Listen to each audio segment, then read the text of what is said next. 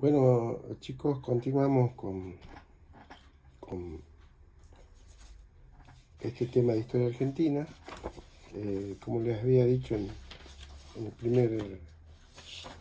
primera parte, para ampliar estos temas, eh, si ustedes miran el programa, eh, un material recomendable, un libro, es Carlos Flores y García Belsunce, Historia de los Argentinos, el tomo 2 o en la nueva versión que está en solo tomo, la parte del radicalismo. Y este libro también, que es Breve Historia Contemporánea Argentina, de Luis Alberto Romero, también les puede ayudar. Bien, a ver, eh, preguntas de parcial, preguntas de examen respecto a este punto del programa. Nos interesa mucho el tema de la ley Sáenz Peña. ¿Cuáles son las características generales y en el contexto en que se dictó? Eso ya lo vimos en el video anterior. Lo que tenemos que ver ahora es el periodo del radicalismo, o lo que yo les había enunciado como los historiadores hacen referencia a la experiencia radical. El radicalismo, como ya dijimos, ustedes saben, va a gobernar desde 1916 hasta 1930. Es decir, son 14 años en que un partido, el Partido Radical, se hace cargo del gobierno. La primera presidencia, la de Hipólito Yrigoyen, va de 1916 a 1922. Recuerden que la Constitución del 53 establecía que los presidentes tenían una duración de mandato de 6 años. Después, en el 22 al 28, asume Marcelo Estrella de Alvear, de 1922 a 1928, y del 28 al 30 vuelve Yrigoyen, y el 30 se produce el golpe de Estado. Estas son las fechas que debemos tener presente. Ahora bien, en este periodo de 14 años, hay tres cuestiones que debiéramos tener presente y que, como les decía, se indaga mucho en los exámenes. Referido a la primera presidencia de Yrigoyen, la cuestión, la relación que tuvo Yrigoyen con la clase obrera. Otro tema, la reforma universitaria de 1918, y otro tema es la cuestión internacional ante la Primera Guerra Mundial. Estas son las cuestiones que hay que entender un poquito respecto a este periodo del radicalismo en el poder.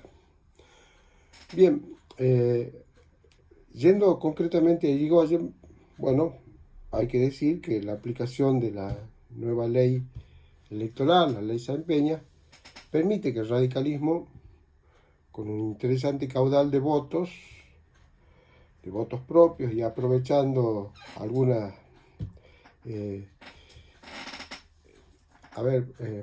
algunas desinteligencias de la oposición, como ser los conservadores, se alce con la presidencia. Ya en 1915, un año antes, el radicalismo había ganado ya en varias provincias, había conquistado bastantes distritos como Santa Fe, Córdoba, Entre Ríos, etc. De manera que la fórmula Hipólito Yrigoyen, Pelagio Luna, se impone en el colegio electoral luego de amplias negociaciones. Porque, a ver, recordemos que lo que se elegían eran electores al colegio electoral, es decir, una elección indirecta, y estos electores eran los que daban el voto para presidente.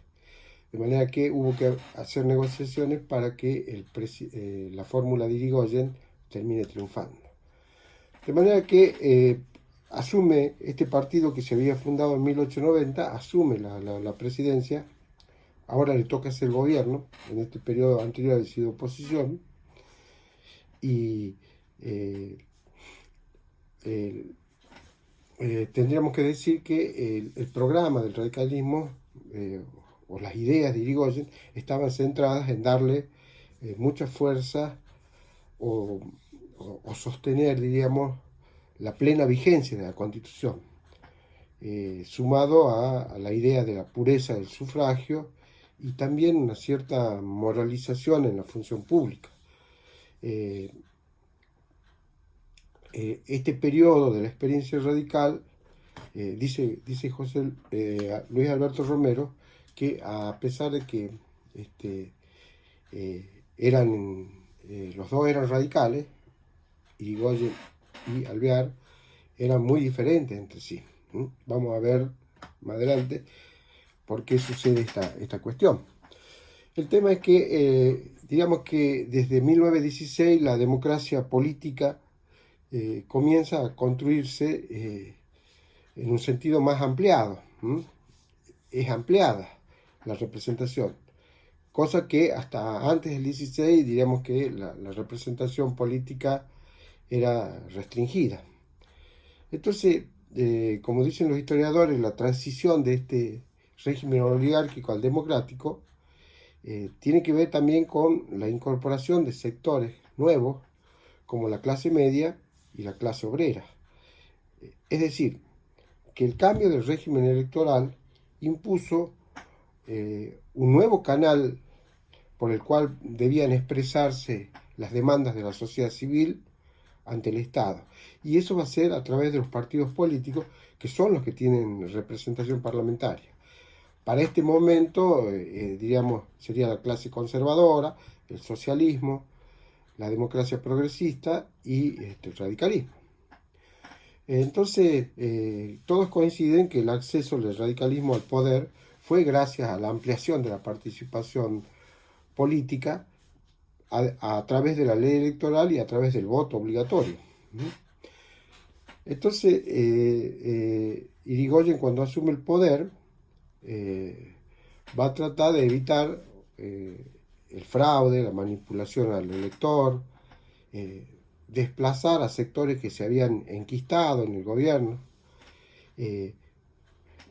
Creía mucho en el juego de los partidos políticos, eliminando todo tipo de clientelas del aparato del Estado, cuestión que hasta hoy no se logró. Seguimos igual.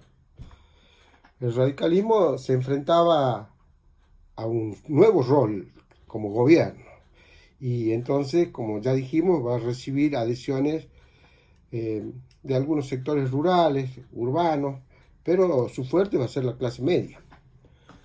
Es decir que el radicalismo e Irigoyen particularmente, en su particularidad modo de gobernar, aglutina en su gobierno a sectores que antes habían estado marginados, como ser la clase obrera principalmente, los estudiantes y la clase media. De allí que se habla del primer partido político de masas.